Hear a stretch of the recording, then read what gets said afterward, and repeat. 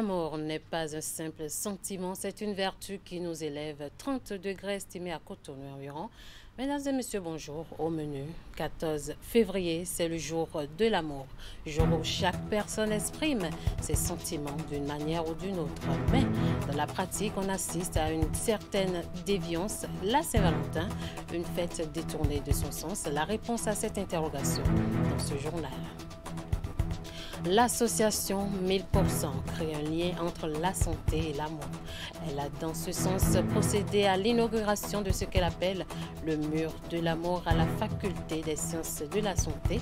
Ceci avec l'appui de Canal Plus Bénin. Les détails à suivre. Et puis, Édouard Loko, président de l'institution de régulation des médias, a été élevé à la dignité de Grand Croix de l'Ordre national du Bénin. 6 autres conseillers ont également reçu des insignes d'honneur. Les précisions à suivre. À nouveau bonjour. Entre éclats de couleurs, rendez-vous galant, romantisme et érotisme, le 14 février s'affirme de plus en plus de nos jours comme un jour d'enthousiasme et d'excitation exceptionnelle au sein de la couche juvénile. Nombreux sont les amoureux ayant fait de cette date l'occasion par excellence où l'amour doit être célébré avec le partenaire. Cependant, si l'intention ne souffre d'aucune illégitimité, sa matérialisation peut parfois être marquée de déviance. La Saint-Valentin est-elle une fête détournée de son sens? Hugues Vingbe et son équipe se sont rendus à l'université d'Abomey-Calavi pour trouver une réponse à cette interrogation. Reportage.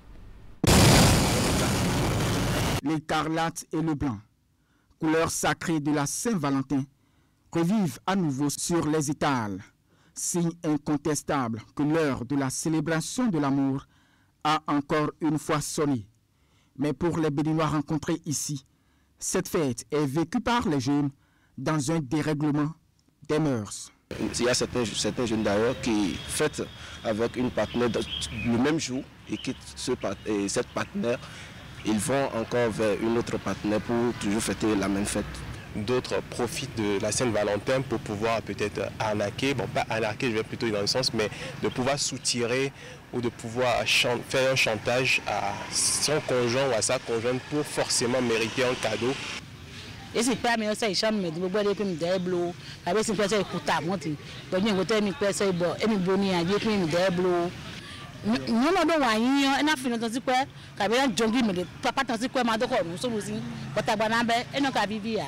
Le sociologue en rajoute une couche et diagnostique une méconnaissance du contenu du concept de la Saint-Valentin.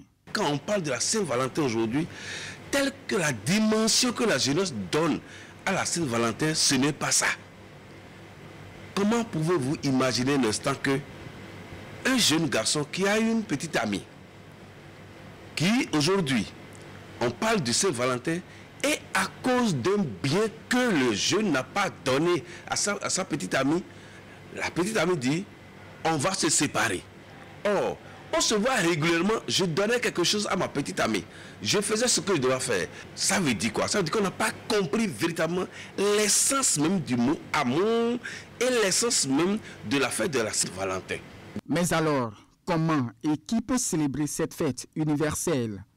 On peut toutefois s'embarrasser, aller à quelque part, manger et se séparer. Pas nécessairement pour faire la dépravation sociale. Et là, nous me souvenons de l'économie de Saint-Valentin. Saint-Valentin, quand il y a pas aussi d'idées. Et là, nous me voulons des cours, maîtriser idées. À la fête, nos parents disent, mais qu'il faut dire, c'est-à-dire, on se dit arriver dedans là, c'est déjà bien dans la santé, c'est déjà bien. Que l'enfant dise aussi que 14 février, si je me lève bien, c'est déjà bien. Il ne faut pas s'affoler et aller voler, et aller gruger, et aller tirer sur l'autre, commencer à dire de n'importe quoi, des conneries. Je crois que ce n'est pas bien et nous devons arrêter la saignée. L'expert recommande par ailleurs que des séances de sensibilisation de la jeunesse soient organisées dans les lieux du savoir sur la célébration de la Saint-Valentin. Et pour certains jeunes, la Saint-Valentin offre une occasion d'intenses plaisirs, notamment intimes, un plaisir qui les expose à plusieurs risques. Virgile Arodayon nous propose un aperçu des risques auxquels on s'expose quand on vit mal la Saint-Valentin. On va le suivre. Pour nous jeunes, normalement, la Saint-Valentin devait devait être un jour comme les autres jours. Le conditionnel, utilisé ici par Conrad, montre que la réalité est tout autre dans la pratique.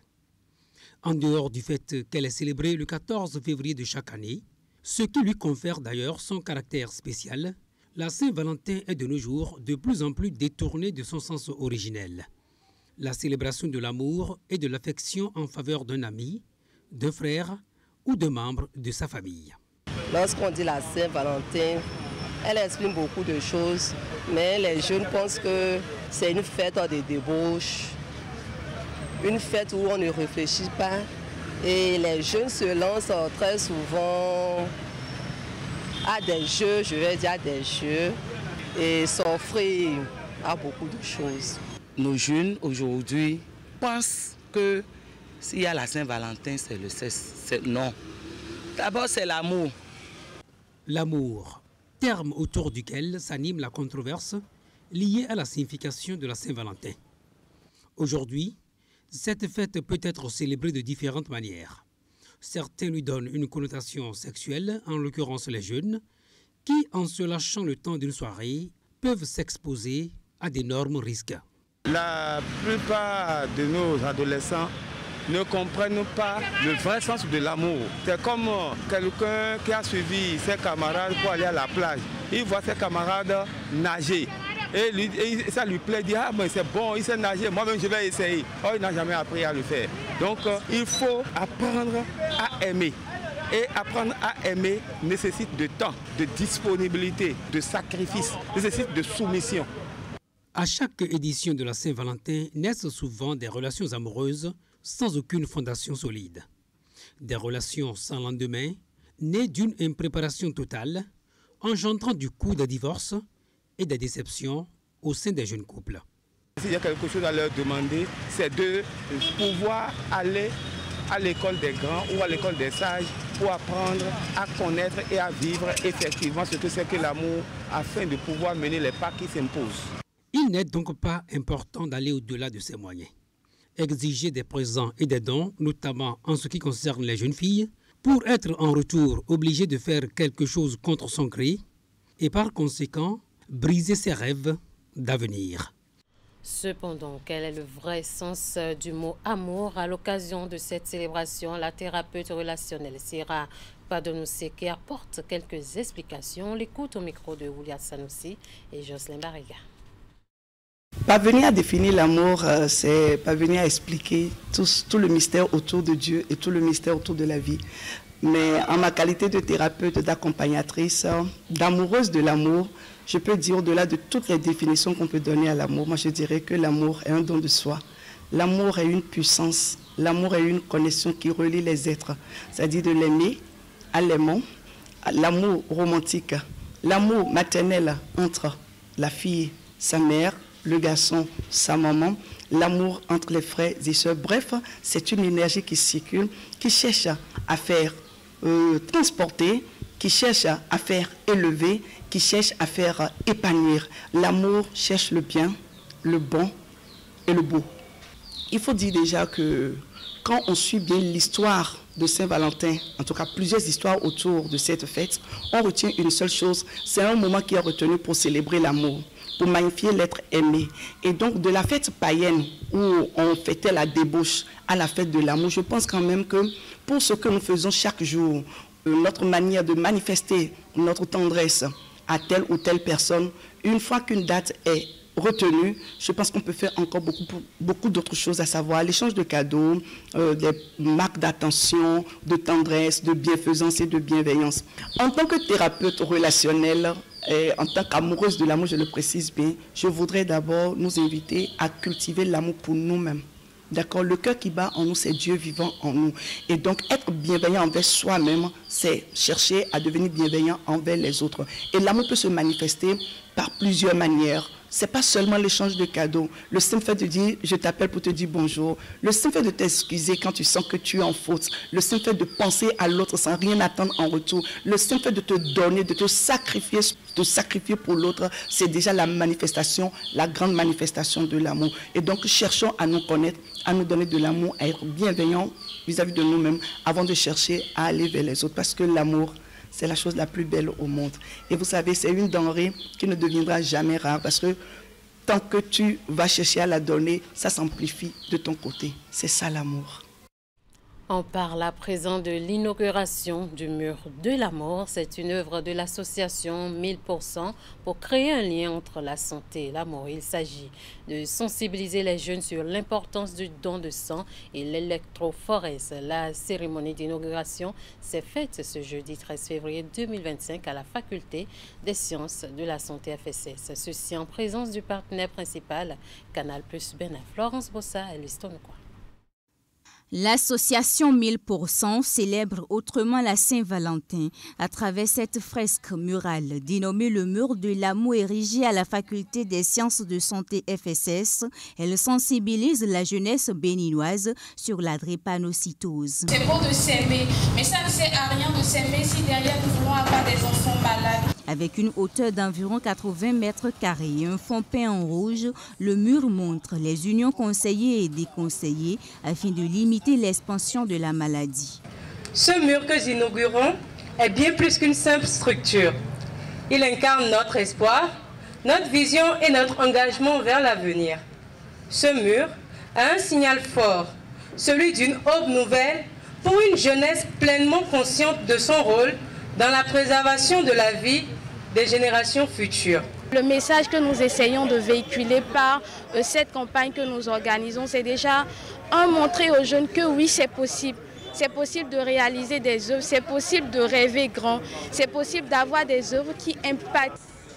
D'une pierre deux coups, l'occasion a été celle choisie par l'association des jeunes dévoués à la cause sanitaire pour organiser une campagne de don de sang et le dépistage gratuit de l'électrophorèse. L'initiative est soutenue par Canal Plus Bénin qui réitère son engagement à continuer à œuvrer aux côtés de 1000%. Ça nous paraissait normal de les accompagner aussi dans ce beau projet qu'est le mur de l'amour.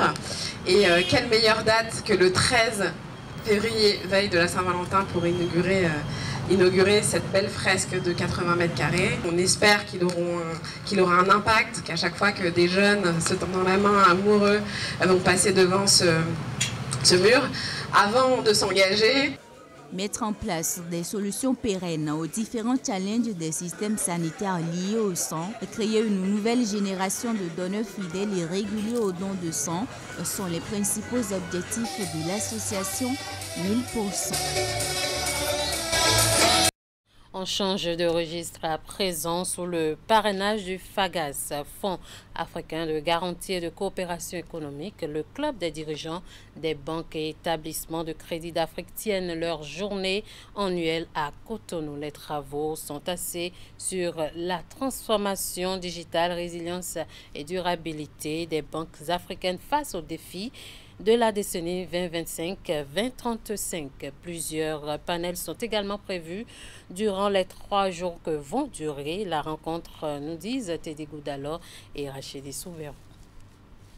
Ils sont nombreux, ces dirigeants de banques et établissements de crédit d'Afrique, à effectuer le déplacement de Cotonou pour assister à leur journée annuelle. Cette 36e édition de l'initiative est parrainée par le Fonds africain de garantie et de coopération économique FAGAS, dont le Bénin abrite le siège. Le FAGAS a choisi de parrainer ces journées annuelles que nous croyons fermement que l'avenir du secteur bancaire africain repose sur une collaboration étroite entre toutes les institutions financières, c'est-à-dire l'écosystème doit être complet. Donc il y a les banques, il y a les fonds de garantie, les banques centrales, les marchés financiers. Nous devons tous repenser notre écosystème en fait d'être à la hauteur des besoins de financement de la population, des États et du secteur privé.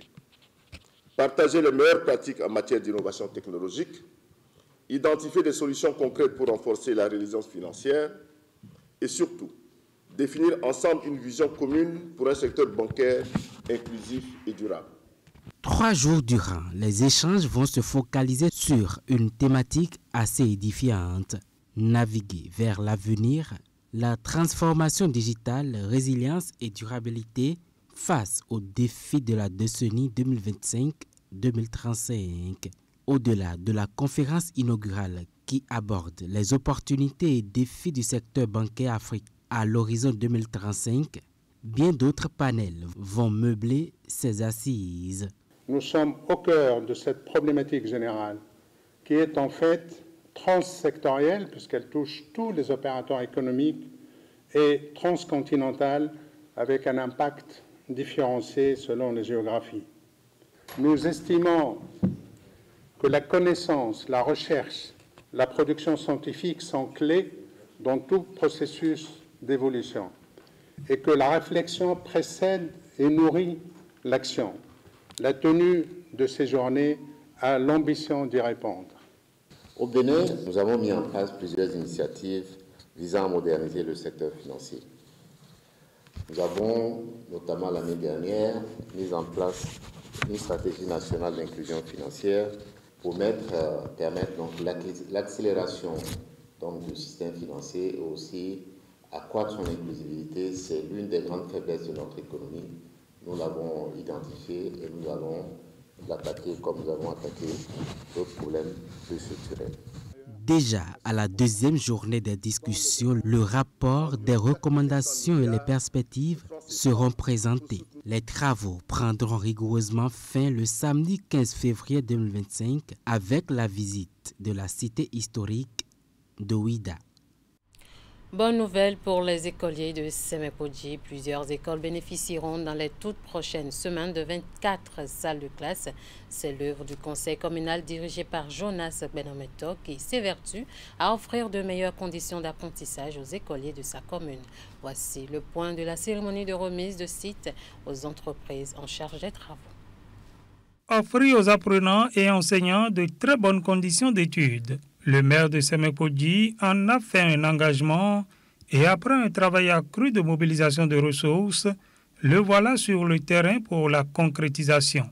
Au cours de cette journée marathon, Jonas Benameto est descendu dans les écoles primaires publiques de Agbali-Lamé, Bodji 1 et 2, Ketome et Djefa pour remettre les sites pour la construction de plusieurs modules de classe, plus au bureau et magasins, ainsi que des toilettes au profit de ces écoles. Au total, 24 nouvelles salles de classe viendront s'ajouter au patrimoine de l'école de Semekpodji.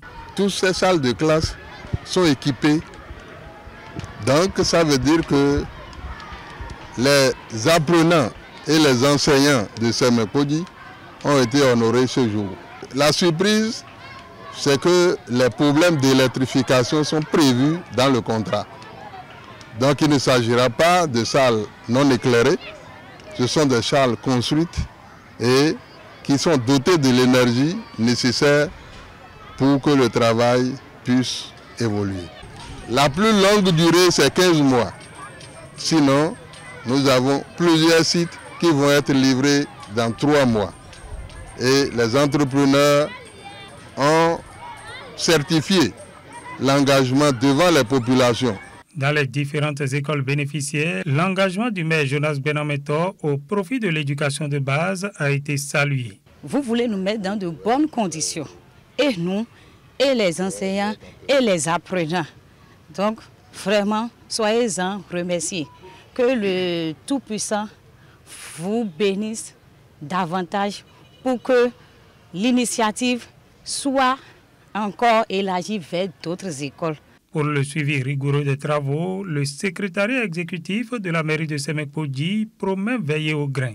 Enfin, à Semekpodji, 2025, c'est une année de réalisation, de pleine réalisation. Nous connaissons tout ce que le conseil communal fait à nos côtés pour donner satisfaction aux populations.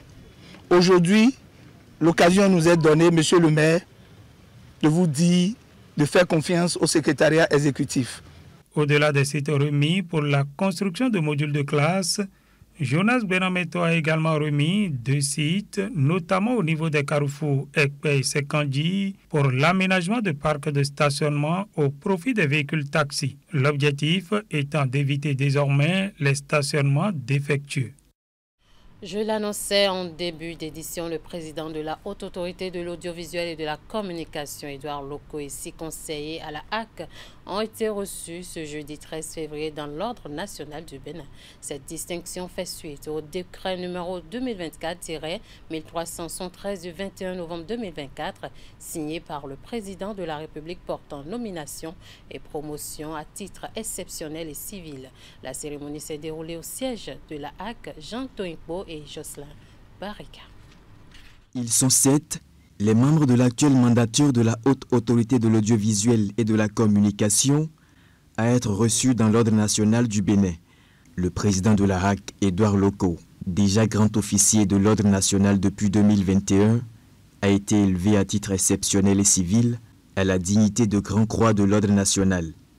Marcelin Aronoukon, ancien commandeur, a été promu grand officier. Les conseillers Mohamed Barré, Rukia Toubio-Faye, Gérard Dancha, Basile Chibozo et Lionel Begonde, quant à eux, ont été faits commandeurs de l'ordre. Cette cérémonie qui s'est déroulée au siège de la HAC a été présidée par Falilou Adissa Kadiri, vice-grand chancelier de l'Ordre national du Bénin. Après avoir rappelé le parcours des récipiendaires, il les a félicités pour leur distinction.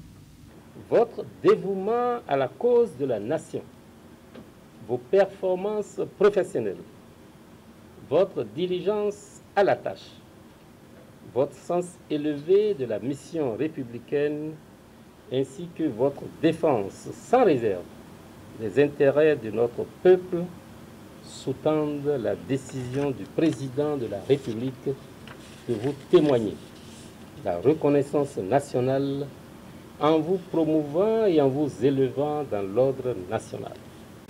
Recevez au nom du président de la République, grand maître des ordres, et à mon nom personnel, nos vives et chaleureuses félicitations. Au nom de ses pairs, Édouard Loko a exprimé sa gratitude au chef de l'État, grand maître de l'Ordre national du Bénin.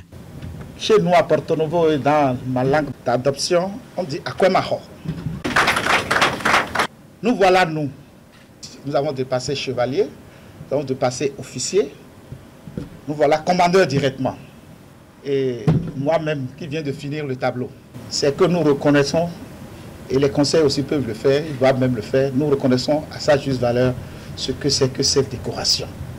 Cette distinction fait suite au décret 2024-1373 du 21 novembre 2024 qui acte la nomination et la promotion à titre exceptionnel et civil de ces personnalités. La société béninoise de boissons rafraîchissantes Sobebra vient de mettre sur le marché un nouveau produit. Il ne s'agit pas d'une bière mais d'un vin de table. Sa marque Valmont. Cette innovation a pour objectif de séduire un large éventail de consommateurs de vins de table. Valmont a été officiellement présenté au public ce jeudi dans les locaux de la Direction générale de la Sobebra. Les détails. Et c'est toute l'originalité. Dans sa quête permanente de la satisfaction de tout type de besoins de ses consommateurs, la Sobebra innove en ce début d'année à travers une nouvelle gamme de produits.